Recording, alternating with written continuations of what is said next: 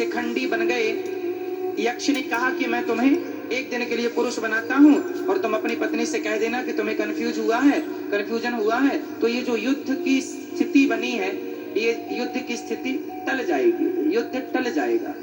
चलो, शिखंडी को एक दिन के लिए यक्ष ने पुरुष बना दिया और शिखंडी गए, अपनी पत्नी से कहा देख मैं तो पुरुष हूँ। उसको लगा अरे मेरे को कंफ्यूज हो गए, मैं कंफ्यूजन होगी, बहुत बड़ा, उसने युद्ध टाल दिया।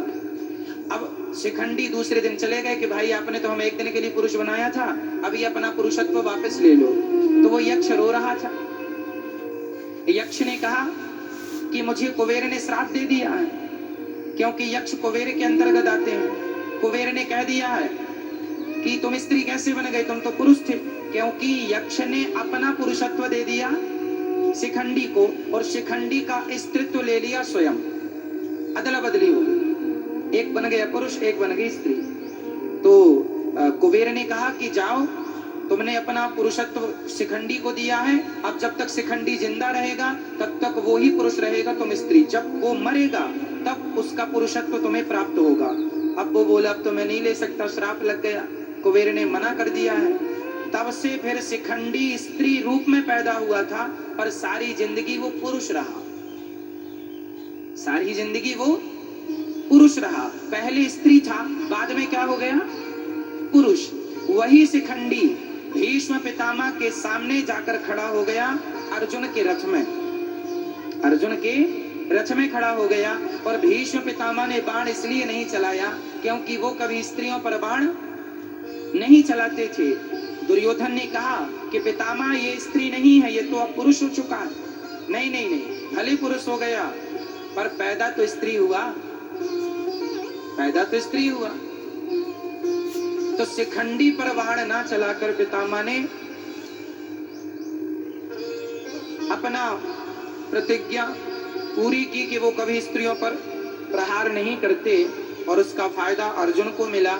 अर्जुन ने बाण चलाया और भीष्म पितामह बाणों की, उसमें दोनों ने बाण चलाया था, शिखंडी ने भी और अर्जुन ने भी।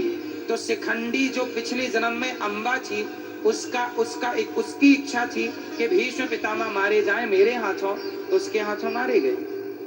पर चूंकि अर्जुन ने भी बाण चलाया तो कारण शिखंडी बने, मारा अर्जुन ने। पितामह भीष्म, वैसे किसी के मारे भीष्म पितामह मरे नहीं, क्योंकि उन्हें तो ऑलरेडी इच्छा मृत्यु का वरदान था, तो वो बाणों की सैया पर लेट गए।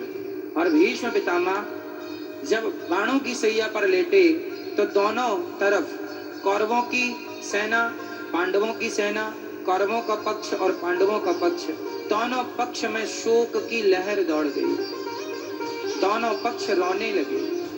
शिखंडी बोला कि मेरा तो इतना बड़ा सपना पूरा हो गया भीष्म पितामह को मारने का, लेकिन ये तो कोई खुश हो ही नहीं रहा।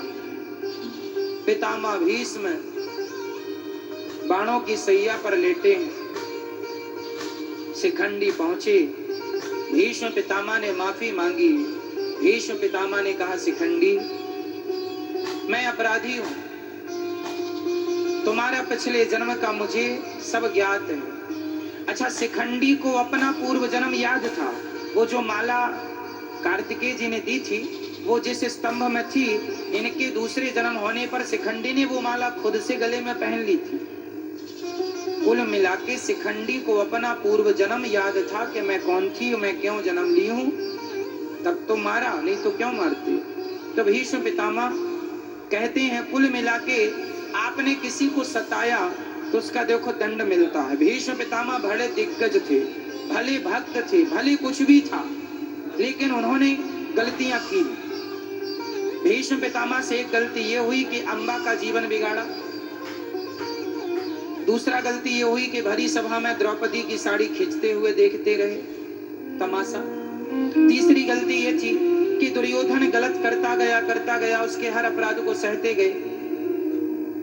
भीष्म पितामह की एक मजबूरी भी थी। मजबूरी क्या थी? ये भीष्म पितामह शांतनु पुत्र हैं। भीष्म पितामह की मां कौन है?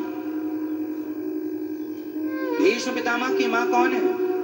माता गंगा। ये गंगा मैया है ना, ये गंगा मैया के पुत्र हैं भीष्म पितामह।